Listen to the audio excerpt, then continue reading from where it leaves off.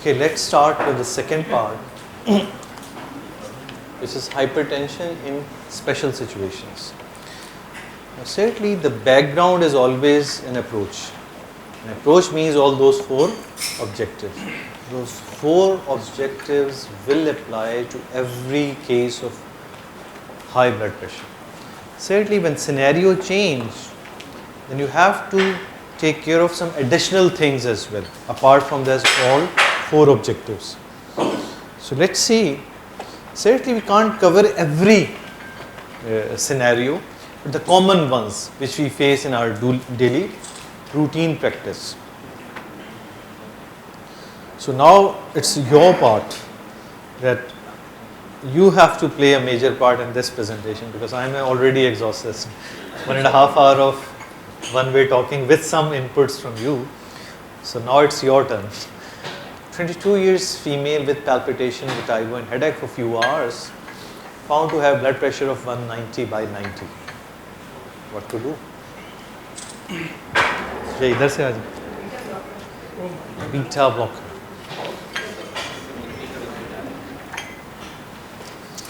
हमारा पहला सबक गायब हो गया. गड़बड़ हो गई. गड़बड़. Confirm. What can happen? You just relax this patient for 15 minutes. So confirmed diagnosis is the key everywhere. So what is confirmed diagnosis? No, everything should be going side by side. That's again important. Confirmed diagnosis. Second, etiology. You should be pregnant. 6 महीने की pregnancy चल रही है. So you got etiology as well in your history. Age 22 years है, pregnant है, तो काम ही ख़त्म हो गया कि eclampsia, pre-eclampsia, वो वाला state pregnancy induced है. ये different scenarios. इसीलिए इसको मैंने ऐसा vague that it covers a lot of things. So confirmed diagnosis, etiology, complication, quick assessment of chest में cramps आ रहे हो, कोई unilateral weakness भी आ रहा है. So you have to do a lot of things. ये मैं clue दे रहा हूँ अगले आंसर के लिए. So क्या comprehensive assessment. This assessment means this patient came and you have to start doing this all history examination and preliminary investigation. Certainly the scenario has changed a bit. Now you are not dealing a cold patient. This is a patient with very high blood pressure. नहीं अभी वही bits pieces में आप comprehensively अगर हम इसको बयान करेंगे तो यही 4 ऑब्जेक्टिव्स. अब अगर आप देखें तो आप कोल्ड पेशेंट नहीं डील कर रहे, हाइपरटेंसिव इमरजेंसी डील कर रहे हैं, बिकॉज अबव 180 सिस्टोलिक और अबव 110 डायस्टोलिक अगर ये परसिस्टेंट रहे then you are landing up into the arena of hypertensive emergency, or you can say it hypertensive crisis as a holistic label that now you are dealing hypertensive crisis. Now in hypertensive crisis, certainly first you need to know what is hypertensive crisis. Occurs when marked increase in blood pressure causes acute or rapidly progressing end organ damage. This is the key. If you are dealing with someone with high blood pressure, now the prime importance is to quickly assess, is there any evidence of ongoing target organ damage? To first differentiate whether you are dealing emergency or urgency. That is very important. So in classification, increased blood pressure or hypertensive crisis is divided into 3 components: emergency, urgency और pseudo emergency. ये एक नई edit term है. ये क्या है?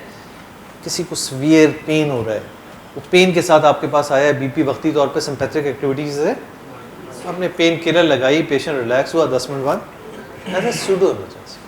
So you have to dig out, is there any additional reactionary thing which can lead to increase blood pressure? Similarly, just same scenario, घर पे झगड़ा हुआ है, शौहर से लड़ाई, ये पहुँचे आपके पास, सीधे पूरा खानदान पीछे भागता हुआ आ रहा है और इमरजेंसी में लैंड हुई है 190/90 के साथ.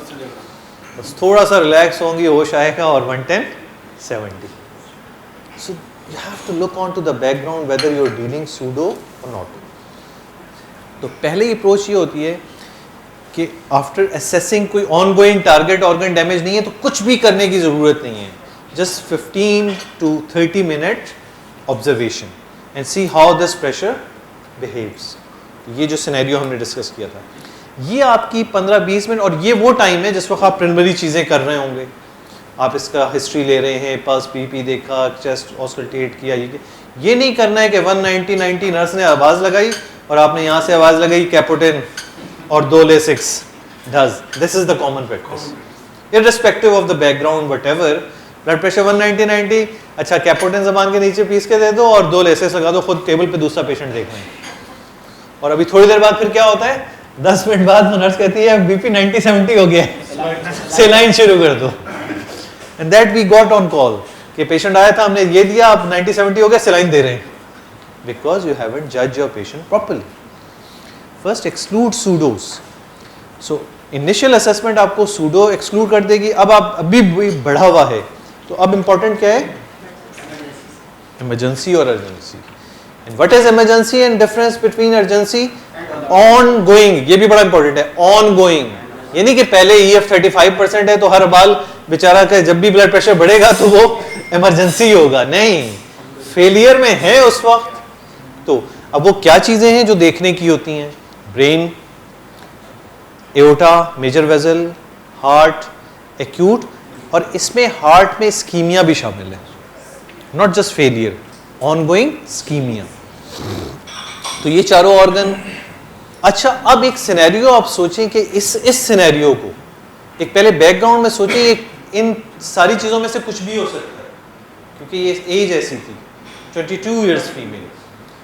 It can be essential with increase BP, it can be renovascular, renal parenchymal, यानी ये हमारे जहन में होता है कि ये तो बस बीपी बढ़ा हुआ है, ये यंग है, इसको अभी एक्यूट ग्लोमेरुलोनेफ्राइटिस हो सकता है, इसको रीनल आर्टरी स्टेनोसिस हो सकती है, एक्लेम्पसिया, प्री एक्लेम्पसिया हो सकता है, हम पूछते नहीं है।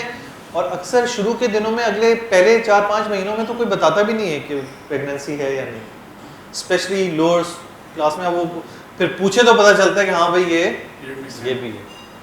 तो ये बड़ा इंपॉर्टेंट है कि एक यंग लेडी में इस बात का भी देखना चाहिए।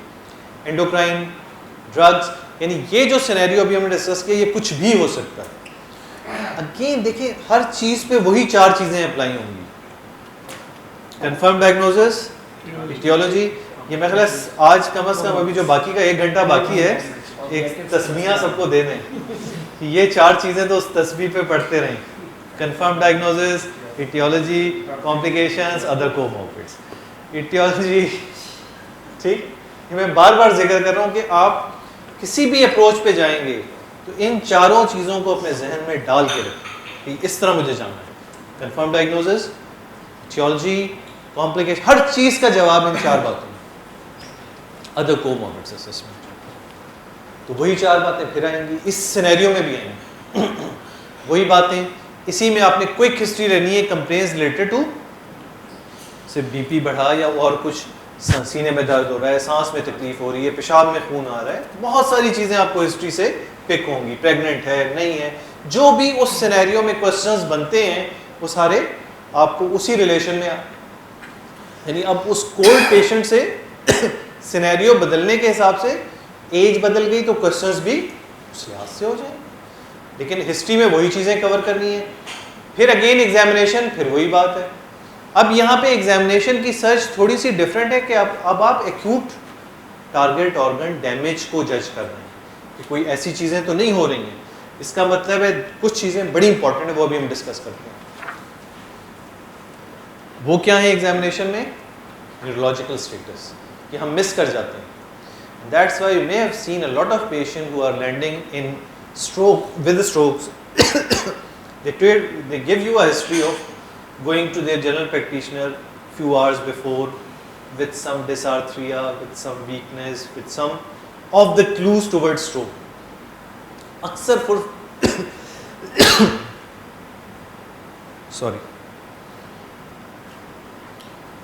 फुल फ्लैश स्ट्रोक्स के जो पेशेंट्स आते हैं उनके बैकग्राउंड में ऐसी हिस्ट्री मिलती है कि वो गए थे।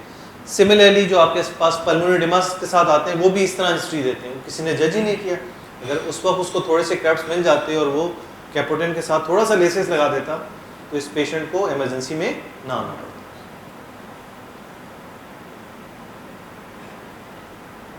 तो ये दो चीज़ें तो बहुत इंपॉर्टेंट है, patients neurological status and S3 के लैब कवर ऑस्किलेटरी ऑफ ले, यानी आप और कुछ करें ना करें जहाँ पे भी हैं, क्विक चारों हाथों का स्कैन, स्पीच, ये सारी चीज़ें, और फेलियर का एविडेंस ज़रूर हाई ब्लड प्रेशर के पेशेंट में फौरी तौर पे पिक करना चाहिए।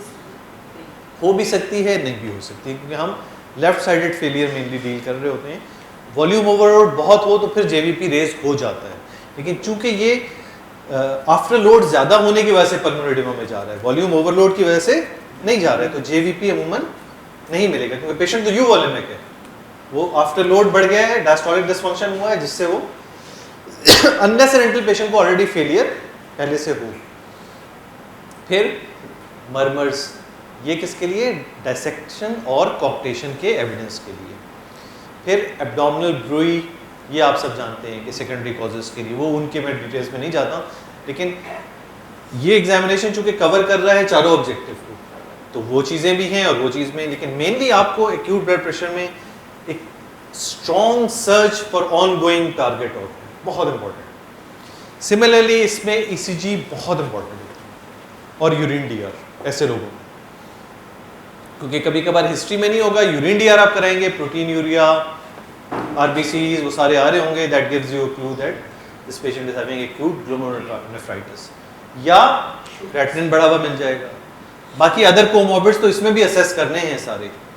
ईसीजीज ये तो खैर यंग है, ओल्ड एज लोगों में ये हाइपरटेंसिव क्राइसिस एमआई के साथ होती है, हाइपरटेंशन होगा, फेलियर होगा, यानी आप लेसिस पे लेसिस लगा रहे होंगे, पेशेंट लेट नहीं पा रहा होगा तो कोई ख्याल भी नहीं होगा ईसीजी का, फिर पता चला 4-5 घंटे बाद किसी ने आके ईसीजी की तो एसटी एलिवेशन, यानी वो पेशेंट चेस्ट पेन नहीं बताएगा, सिर्फ फेलियर के साथ होगा। तो हाइपरटेंसिव क्राइसिस में ईसीजी कोशिश करें किसी भी तरह कर लें, ताकि आपको एविडेंस मिल जाएगा कि कोई एक्यूट स्कीमिया ऑनगोइंग उसके साथ वहाँ पे है या नहीं है, ये लाजमी करें। ऐसे अक्सर आपके पास रेफरल आएंगे ईआरस में, फेलियर के साथ आए हुए होंगे, वहाँ किसी ने ईसीजी नहीं की, यहाँ पे आपने थोड़ा सा स्टेबल करने के बाद आपने भी ये सोच के की कि रूटीन की वाली एडमिशन फाइल बनाने के लिए, क्योंकि फाइल के साथ ईसीजी होना लाजमी होती है, वो जब की तो और 6 घंटे आपने उसमें फेलियर के मैनेजमेंट में उसके एक्सटेंसिव इंटीरियर वॉल एमआई के ज़ाया कर दिए। तो एक्यूट क्राइसिस में हमेशा ईसीजी लाजमी है। फिर इसी मरीज में वही पुरानी बातें, तो इसमें ज़्यादा हमें वो करने की ज़रूरत नहीं है, क्योंकि ये तमाम चीज़ें ब्लड प्रेशर बढ़ा सकती हैं एक्यूटली। अब इम्पॉर्टेंट ये होता है कि हाउ टू ट्रीट, ये मैं वापस जल्दी चला गया, how to treat, how to manage urgency और इमरजेंसी वट एवर। यानी पहला स्टेप तो ये है डिसाइड करना whether you are dealing pseudo, वो हो जाएगा 15-20 मिनट की, जब आपने असेस किया, दोबारा रीचेक किया, BP 150-100 आ गया, कोई और इशू नहीं है, you can send this patient home easily because it was a pseudo. And that pseudo can happen in pre-existing hypertensive as well as normotensive as well. तो normotensive में दवा देने की ज़रूरत नहीं है, वरना एक वो फर्ज बना हुआ है कार्डियो में, तो खैर ये होता है कि सिर्फ BP की दवा नहीं दी जाती है। वो तो मुझे तो लगता है कार्डियो वाले जो है ना, अटेंडेंट को भी 4 क्लोप्रोग्रेल खिला देते होंगे, तू साथ आया तू भी खा 4 गोलियां। तो वो क्लोप्रोग्रेल, स्टैटिन, नाइट्रेट, ये वो पूरा एक ठप्पा ज़रूर लगता है, अनलेस एंड अनटिल वो डील करने वाला समझदार हो कि किसको क्या देना है, किसको क्या। भाई कभी कोई आने वाला बगैर दवा के भी जा सकता है। तो दैट इज़ इम्पॉर्टेंट कि उस जो आप सूडो इमरजेंसी डील कर रहे हैं, अगर वो प्री एग्जिस्टिंग हाइपरटेंसिव पे है, तो बेसलाइन प्रेशर्स थोड़ा सा आइडिया करके कि थोड़ा सा ऑगमेंट करने की ज़रूरत दवा को है या नहीं है, या प्री एग्जिस्टिंग दवा पे। और ये भी याद रख लीजिए कि वो जो अभी हमने प्लान्स डिस्कस किए ना, that should be applied to all those who are hypertensive but never been evaluated in a standard fashion. तो वो सारी चारों चीज़ें जो हमने बेसलाइन में भी डिस्कस की हैं, वो उनको भी रीअप्लाई की जा सकती हैं कि भाई ये चीज़ें अपनी दोबारा कराइए, और अगर कोल्ड पेशेंट को इशू नहीं है तो आप भी रीजज कर सकते हैं। उसमें आपको फिर प्रॉब्लम मिलती है तो दे नीड एक्सपर्ट ओपिनियन, किसी चीज़ में कोई प्रॉब्लम आ जाती है, एफ आ जाता है, डिस्लिपिडीमिया, ये वो, तो अब उनको कॉम्प्रिहेंसिव केयर चाहिए। तो वो डिपेंड करता है उस वर्कअप पे। ठीक, तो ये करने के बाद अब मुझे बताइए अर्जेंसी के साथ क्या करेंगे, इमरजेंसी के साथ क्या करेंगे। यहाँ से अब दो हम हो गए थे जी। हमने आपकी ज़िंदगी आसान कर दी, एवेलुएट खुद कर दिया इसको। अगर ये अर्जेंसी है, यानी बीपी तो बढ़ा रहा, लाइक थोड़ी देर बाद इतना हो गया कि 170-100 हो गया, लेकिन कोई टारगेट ऑर्गन डैमेज का एविडेंस नहीं। इसी सिनेरियो में एक सिनेरियो ये हो सकता था कि बिल्कुल नॉर्मल हो जाता, तो हम ये कंसिडर करते हैं सूडो है। सिर्फ फर्दर वर्कअप और सिनेरियो ये डिस्कस करके, बस ये कि प्रिलिमिनरी इन्वेस्टिगेशन, थोड़ी सी रिस्क असेसमेंट जो हर किसी में होनी चाहिए वो हम कर देते, शुगर, क्रिएटिनिन, पोटेशियम, सीबीसी और वो सब करके, और फिर फॉलोअप के लिए बुला लेते। फर्स्ट क्या, ये अर्जेंसी है। अर्जेंसी में देखना है कि इसमें पल्स प्रेशर जो वाइड है, तो हम इसको कार्डियक कर्व्स को तो पहले देखें कि एओर्टिक रिगर्जिटेशन तो नहीं है, पल्स प्रेशर वाइड, बिल्कुल। तो लाजमी इसको ब्लड प्रेशर को तो एक बेस लाइन पे लाना जरूरी है। ठीक है, मेन एम तो हमारा ये डिजिट को कंट्रोल करना है। मैं आसान कर देता हूँ जवाब के लिए कि अब आप उसका डिस्चार्ज का आपका प्लान क्या होगा, दवा देनी है तो कौन सी देनी है, क्या वर्कर, इसमें कोई क्या दवा नहीं देंगे, वही मैं पूछना चाह रहा हूँ। इससे में ये है कि पैनिक होने की जरूरत नहीं होती। You just reduce 10 to 20% of the blood pressure, you solve. अच्छा, नहीं, पहला क्वेश्चन एडमिट करेंगे नहीं करेंगे, पहली तो ये बात, बिल्कुल पहली बात ये जवाब आ गया कि इसको एडमिशन की जरूरत नहीं है। सेकंड स्टेप, अब डिस्चार्ज का प्लान क्या होगा, तो वो ये हमने पहले तो 10 to 20% ब्लड प्रेशर आपने रिड्यूस करना है। वो तो देखें, वो आपका अर्जेंसी जब हो गई तो फिर आपको उस वक्त कुछ करने के लिए अब नीड नहीं है। थोड़ी देर ऑब्जर्व कर लिया, बीपी खुद ही 170, जैसे मैंने आपको दे दिया सिनेरियो, 170-90 आ गया। अब आप प्लान कर रहे हैं डिस्चार्ज का, अब क्या दवा देंगे और फर्दर प्लान क्या होगा। Control BP in days to weeks. Ideally multiple oral antihypertensive, एक नहीं देनी चाहिए, ये याद रखिए। अर्जेंसी वाले को एक नहीं, कम से कम 2 या 2 से ज़्यादा, और प्रिलिमिनरी इन्वेस्टिगेशंस लाजमी, क्योंकि ये सिनेरियो ऐसा था जिसमें कोई ना कोई इटियोलॉजी हो सकती है, तो आपको कोई, और वैसे भी अर्जेंसी में मैं समझता हूँ कि 24 घंटे बाद का फॉलो इवन उस ट्रीटमेंट में, क्योंकि urgency can precipitate into emergency, तो आपको बड़ा क्लोज फॉलो अप रखते हुए नेक्स्ट डे का फॉलो, ईआर से वो जा रहा है आपकी ट्रीटमेंट पे, नेक्स्ट डे उसको ओपीडी का follow up with multiple oral. अभी नहीं, वो क्लू मिलेंगे तो जाएंगे। अब देखें एडवांस अभी से आप वहाँ पे कैटेकोलमीज वो करना, वीएम चीज़ें करें, पता था यूरिन डीआर गड़बड़ है, तो वो जो प्रिलिमिनरी आपके पास आएगी वर्कअप, उससे क्लू मिलेगा तो आप एडवांस के लिए जाएंगे। फर्स्ट गो में एडवांस नहीं लिखेंगे। सर एक क्वेश्चन आपने, सॉरी आपको डिस्टर्ब किया, ये आपने कहा अर्जेंसी है और 3 एंटीहाइपरटेंसिव ड्रग्स लेंगे, 2 to 3 मल्टीपल, 2 to 3 लाजमी नहीं है, वो डिपेंड करता है किस तरह बिहेव किया उसका, प्रीवियस बैकग्राउंड क्या है। प्रीवियस ऑलरेडी 2 पे है और अर्जेंसी हुई है तो डिफरेंट सिनेरियो हो जाएगा, प्रीवियस कोई भी दवा नहीं है और फिर अर्जेंसी हुई है तो डिफरेंट हो जाएगा सिनेरियो, तो डिपेंड करता है क्या है। इमरजेंसी है अगर फर्ज किया, अर्जेंसी नहीं इमरजेंसी है, तो फिर 4 to 6 आवर्स में, बल्कि उससे ज़्यादा जल्दी नहीं करनी चाहिए। 4 to 6 आवर्स में आपको मैं बता देता हूँ कि क्या तरीका, और फिर उसमें मैनेजमेंट डिपेंड होगा कि एडिशनल क्या है। अगर इमरजेंसी स्कीमिया है तो कुछ और है, इमरजेंसी फेलियर है तो कुछ और है, न्यूरोलॉजी है तो कुछ और है, न्यूरोलॉजी है तो डाउन, स्ट्रोक में डाउन नहीं करना होता, तो वो डिपेंड करता है पर्सन टू पर्सन के इमरजेंसी क्या है। हेलो जी बोलिए।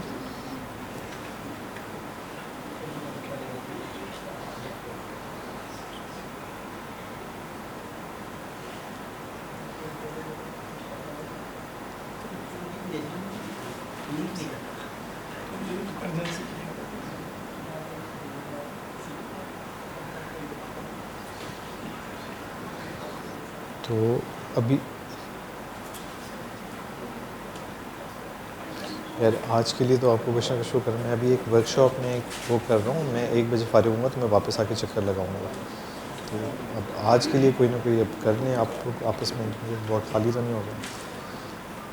ठीक ठीक ठीक ठीक सॉरी।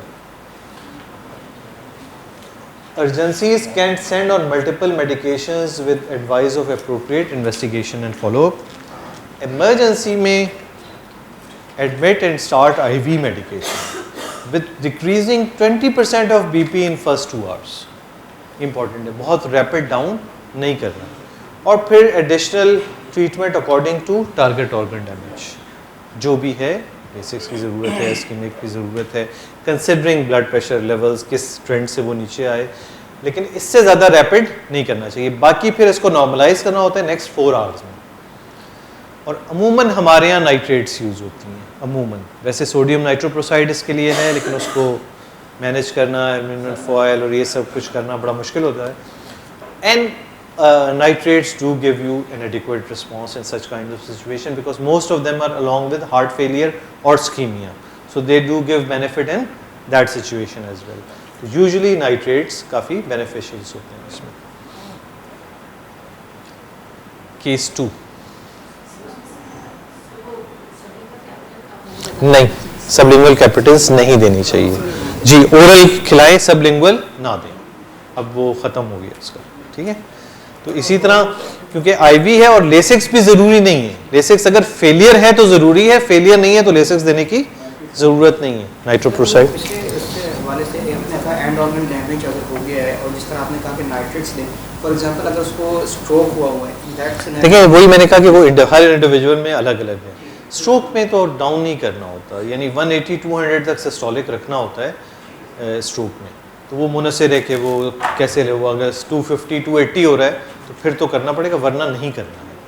वो फिर न्यूरोलॉजिस्ट इन्वॉल्व होता है, वो आपके साथ हेल्प आउट करता है कि कब करना है, क्या नहीं करना है, वो सारी चीज़ें रिएक्शनरी, तो उस पर मुनसिर होता है. ये हमने एक नॉन उसके बात की.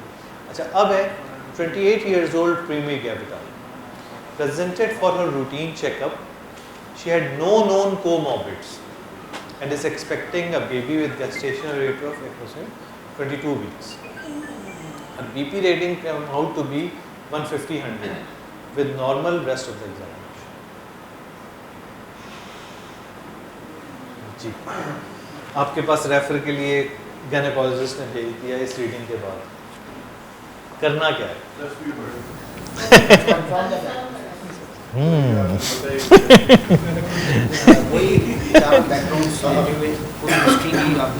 बिल्कुल. एथियोलॉजी आपने देखी. अब ये प्रेगनेंसी इंड्यूस्ड हाइपरटेंशन है या कैसे पता चलेगा? पहले से है. कैसे पता चलेगा कि प्रेगनेंसी इंड्यूस है या पहले से है? हिस्ट्री में, यानी आपका ऑब्जेक्टिव ये होगा इसकी इटियोलॉजी के हवाले से ये मालूम करना. फर्स्ट तो कंफर्म बीपी की रीडिंग्स तो लेके देखें, वाकई एक उनके पता नहीं किस नर्स ने चेक किया, कैसा चेक किया, वो खुद तो चेक करते नहीं हैं. फिर खुद देखा, कंफर्म किया, कंफर्म करने के बाद अब इटियोलॉजी की तरफ सोचना शुरू किया. इटियोलॉजी के साथ इस सिनेरियो में कॉम्प्लिकेशन, इस सिनेरियो में क्या कॉम्प्लिकेशन होती है, उसको किस तरह असेस किया जाता है, आपको पता होना चाहिए. और फिर अल्टीमेटली कोमॉर्बिड्स और वो सारी चीज़ें फैसला करनी पड़ेगी. इन तमाम चीज़ों को जहन में रखते हुए आपका इस पेशेंट के लिए प्लान क्या होगा?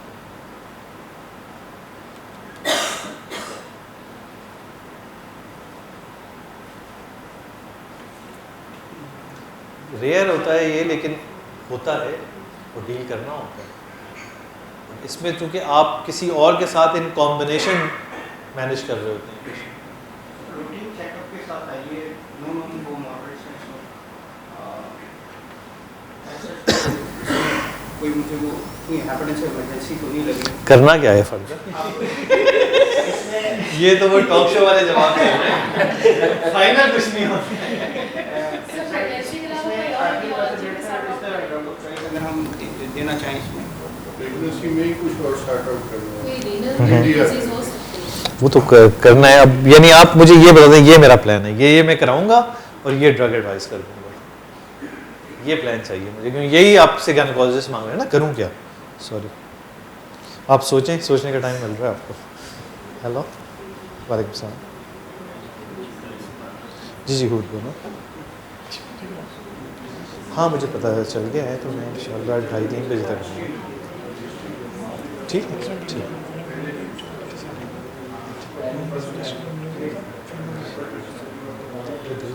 ठीक जी.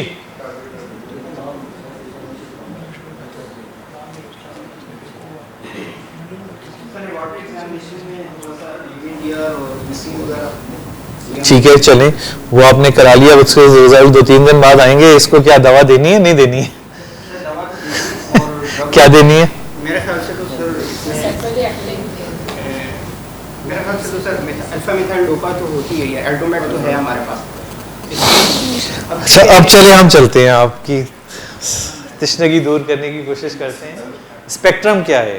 या ये पेशेंट हो सकता है अनडायग्नोज्ड प्री एग्जिस्टिंग एसेंशियल हाइपरटेंशन, और डायग्नोज्ड एसेंशियल हाइपरटेंशन, और माइल्ड गेस्टेशनल हाइपरटेंशन, और may be gestational hypertensive emergency, precursors of that.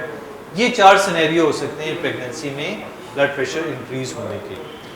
अब क्या होता है कि जो हाइपरटेंसिव, वो प्रेगनेंसी इंड्यूस जो इमरजेंसीज हो सकती हैं, वो क्या है? Acute gestational hypertension, pre eclampsia, eclampsia या हेल्प। ये 4 अब उसकी फर्दर सब कैटेगरीज हैं इस वाले की, गेस्टेशनल हाइपरटेंसिव। यानी एक प्रेगनेंसी में हाइपरटेंशन की ये 4 सिनेरियोज हो सकते हैं, और जो इमरजेंसी है उसके फिर further acute gestational hypertension, pre eclampsia, eclampsia या हेल्प। हेल्प क्या है? Haemolytic anaemia, low platelet, elevated liver enzymes and low platelet. ठीक। अच्छा, अब chronic pre-existing hypertension, clues towards it. Woman is already diagnosed and taking antihypertensive medications. ये history बता देगी आपको कि भाई हैं और दवाइयाँ मैं लेती हूँ पहले से। या अगर पता नहीं है तो hypertension present at booking visit और बिफोर 20th वीक। ये 20 को याद रखें, ये 20 बड़ा इंपॉर्टेंट है। नॉर्मल प्रेगनेंसी में 1st to 20 week blood pressure down होता है। अगर इसमें भी किसी का बढ़ा हुआ है तो इसका मतलब है वो प्री एग्जिस्टिंग एसेंशियल हाइपरटेंसिव, वो प्रेगनेंसी इंड्यूस हाइपरटेंशन नहीं। ठीक। 20th वीक से पहले अगर किसी को ब्लड प्रेशर आ जाता है गेस्टेशनल एज 28th वीक से, तो इसका मतलब है कि वो प्रेगनेंसी इंड्यूस हाइपरटेंशन नहीं है। अगर प्रेगनेंसी के नॉर्मल कोर्स में इस दौरान बीपी को ड्रॉप होना चाहिए रादर देन बढ़ने के। इस दौरान भी किसी का बढ़ा हुआ है तो वो इसका मतलब है पहले से ही हाइपरटेंसिव। प्रेगनेंसी इंड्यूस हाइपरटेंशन हमेशा 20th वीक के बाद आता है, तो ये भी एक क्लू होता है। और क्या है gestational hypertension? Systolic blood pressure greater than equal to 140 diastolic 90 at least 2 occasion at 6 hours apart after 20 weeks in women known to be normotensive before pregnancy and before 20th weeks of gestation। इससे आप differentiate कर लेते हैं सबसे पहले कि आप pregnancy induce deal कर रहे हैं या pre existing chronic hypertension deal कर रहे हैं। सीवियर गेस्टेशनल हाइपरटेंशन, जिसको हम अभी प्री एक्लेम्सिया एक्लेम्सिया नहीं कह रहे, वो 4 कैटेगरी में, ये वो है जब बीपी इससे ज़्यादा बढ़ रहा हो 160 से और 110 से फॉर 6 आवर्स, तो ये समझ लें आपका पेशेंट एंटर हो रहा है सीवियर, वरना वो सिर्फ माइल्ड गेस्टेशनल हाइपरटेंशन थी, इससे कम तक सिर्फ माइल्ड गेस्टेशनल हाइपरटेंशन है। सॉरी, हेलो,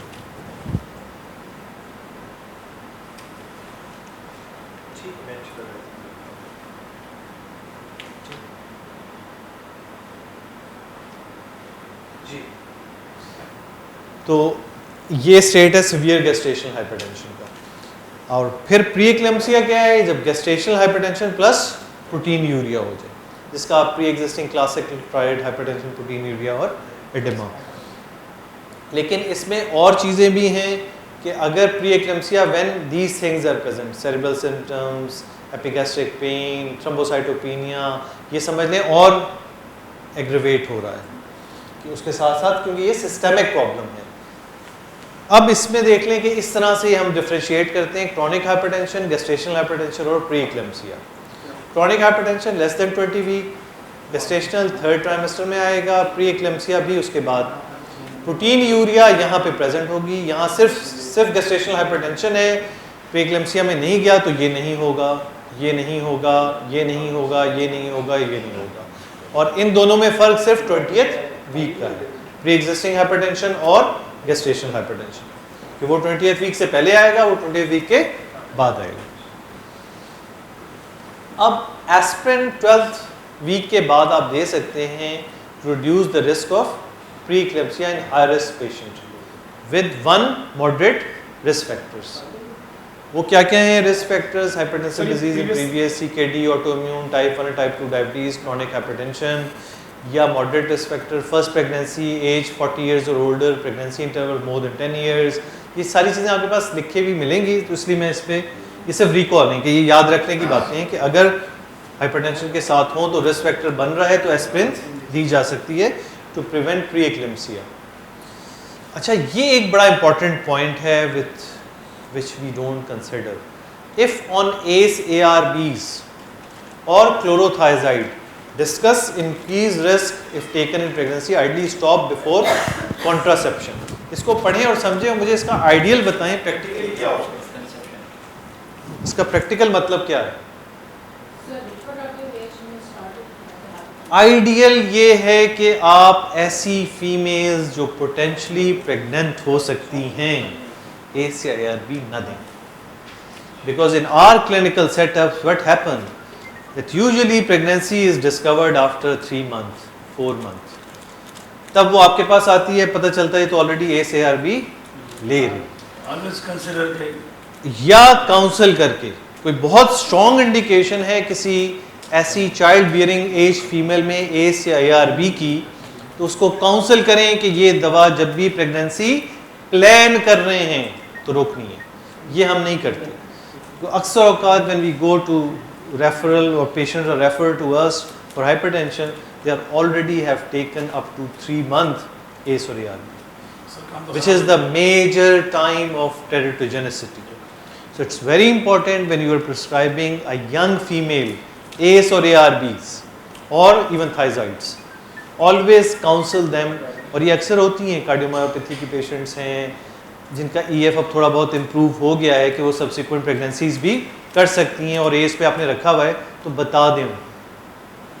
या बाइल्ड MR की पेशेंट है, एज पे चल रही है, यंग है और किसी वजह से प्रेगनेंसी प्लान की है, पता चला वो एज भी चल रही है और प्रेगनेंसी भी होगी, तो ये बहुत इंपॉर्टेंट है ACE ARB और इसका बताना। Discuss if increase risk if taken in pregnancy, ideally stop before conception, उससे पहले बंद होनी चाहिए।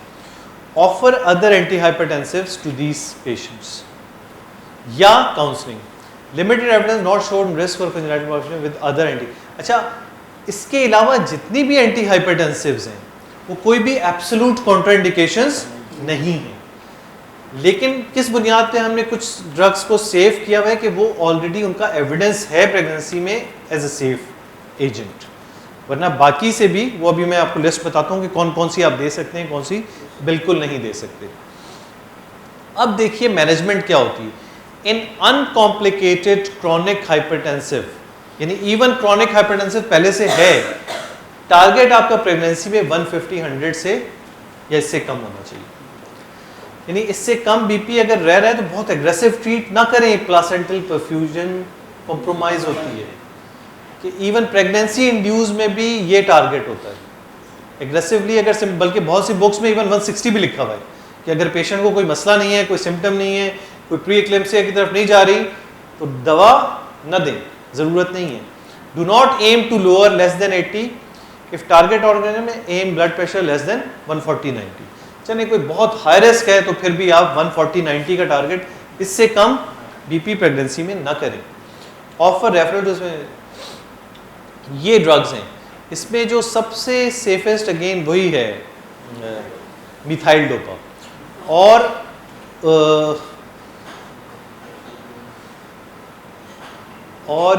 जो उसके बाद जिस पे कुछ स्टडीज है ना वो निफेडिपिन, यानी आपका अगर मिथाइल डोपो से कंट्रोल नहीं हो पा रहा है तो निफेडिपिन, लेकिन कोशिश करें शॉर्ट एक्टिंग ना दें। निफेडिपिन एक थोड़ा सा फर्क है शॉर्ट एक्टिंग और स्लो रिलीज। शॉर्ट एक्टिंग की वजह से निफेडिपिन बदनाम हुई है, वो है ना मुन्नी मत, तो उस चक्कर में जो लॉन्ग एक्टिंग है वो भी गई, तो यूज ही नहीं होती है लॉन्ग एक्टिंग इसी वजह से। शॉर्ट एक्टिंग टेकिकार्डिया करती है, रिफ्लेक्स, जबकि लॉन्ग एक्टिंग रिटार्ड नहीं करती। निफेडिपिन ऐड कर सकते हैं, डिपेंड करता है, अगर थोड़ा सा है तो सिलेक्टिवली निफेडिपिन पे आ सकते हैं, उसको स्टॉप कर सकते हैं, ये आपकी अपनी पर्सनल क्या है। बाकी दवाइयां भी दी जा सकती हैं, जैसे ये मेटोप्रोलोल है,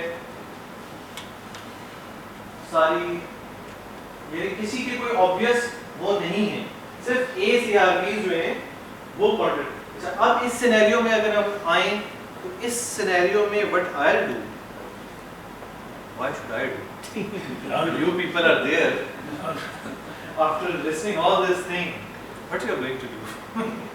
Again 150 100 था, ट्रीटमेंट की जरूरत नहीं, ऑब्जर्व करें, चेक करें, फर्दर कंफर्म करें, कॉम्प्लिकेशन के लिए urine DR, liver, LFTs, CBCs, वो सारी चीज़ें करें, यूरिन डीआर करें, ये तमाम चीज़ें आप उसको ऑर्डर कर दें और कहें कि फर्दर इसको अभी आप मॉनिटरिंग पे ही रखें।